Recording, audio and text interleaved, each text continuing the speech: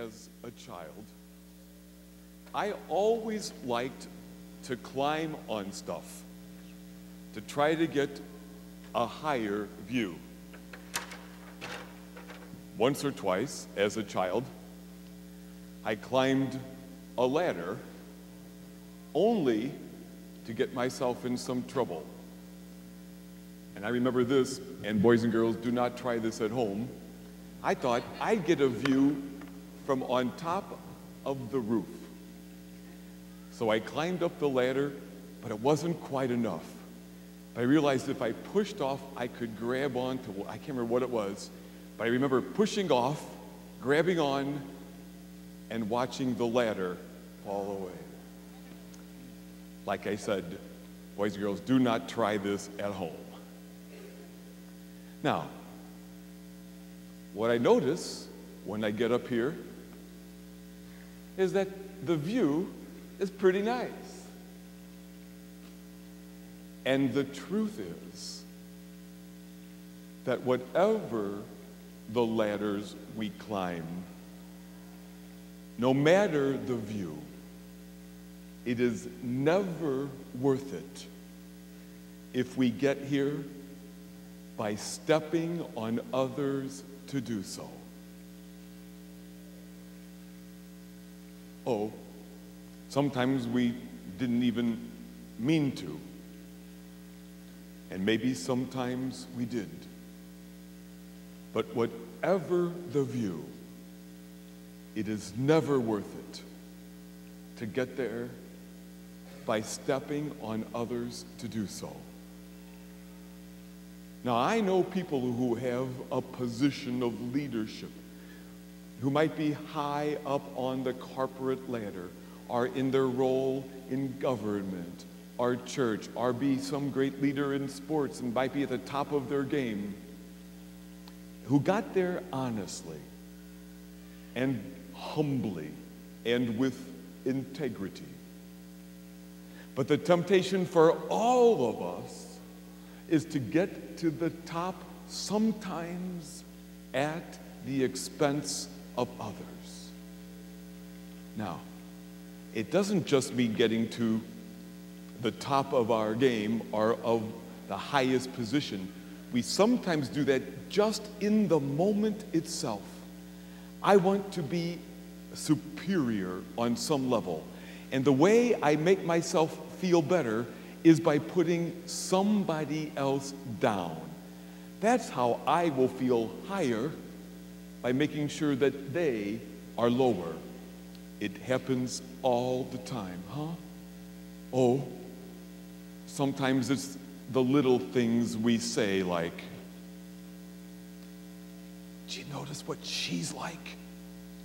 And we talk in our families or our churches, our parking lots about somebody else. And somehow by putting them down, we feel like we must be a little bit better.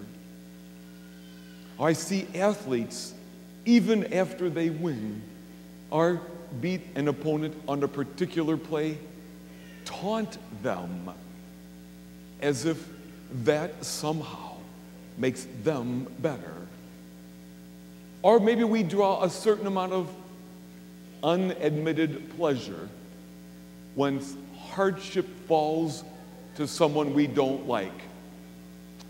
Well, they're not of the same political party or ethnic persuasion, or maybe those fires in California, about time those wealthy California people suffered, or whatever. There's a temptation to somehow try to feel superior ourselves, to be one up by putting someone else down.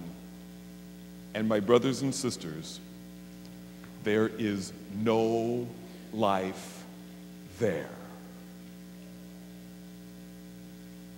In today's gospel, Jesus tells this the story of two people praying. The one would raise himself up by putting the other down. He says, "Oh God, I thank you that I am not like all of them." And God says, "Oh, yes, you are."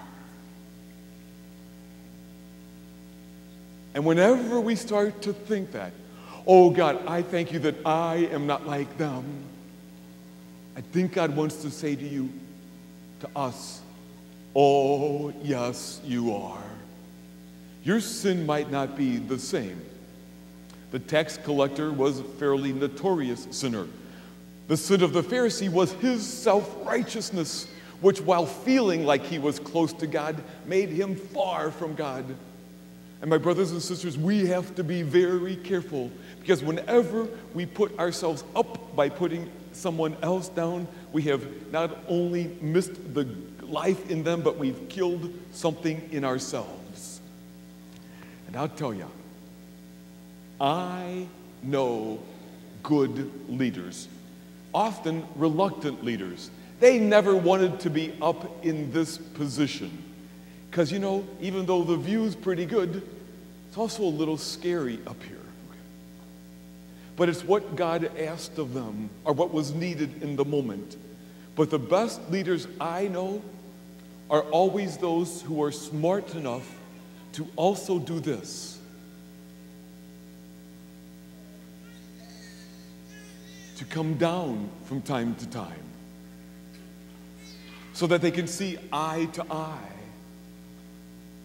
And the CEO who also cleans the bathrooms sometimes, or the politician who works on a soup line, not as a photo op, or the person from some higher position who makes it a point to be down with his or her co-workers, so they can see eye to eye.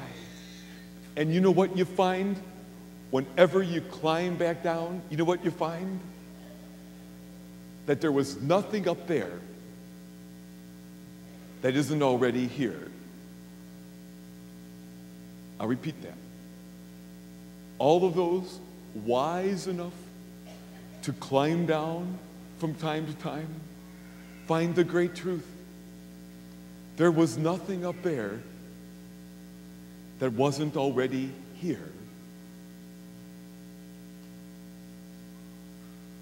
From time to time, you and I, we all get asked to step forward in some sort of leadership role. And from time to time, maybe we like to climb on a ladder. It's not bad to do so. But we got to remember, it's also dangerous. And it is never worth it to try to get to the top by stepping on others.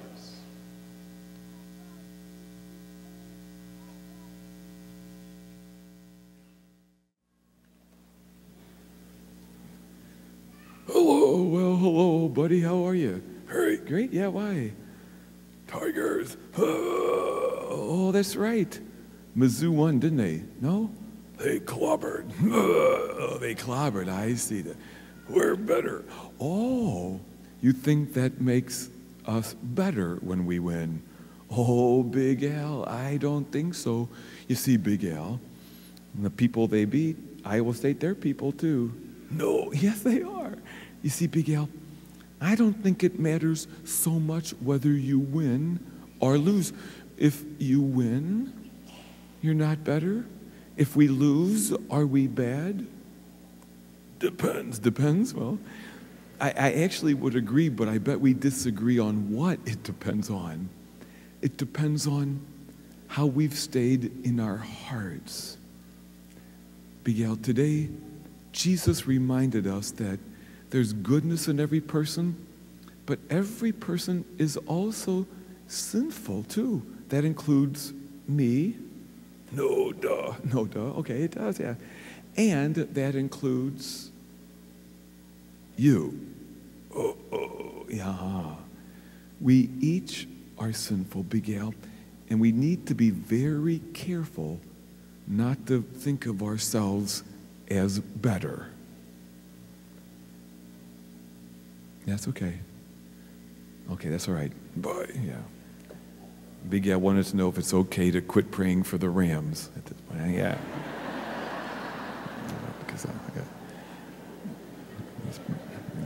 Because There's always St. Jude, I suppose, okay? But boys and girls, I like to play sports, and I like to win, and I didn't really like to lose. But if you win, it doesn't make you better. And if you lose, it doesn't make you worse. What matters is in here.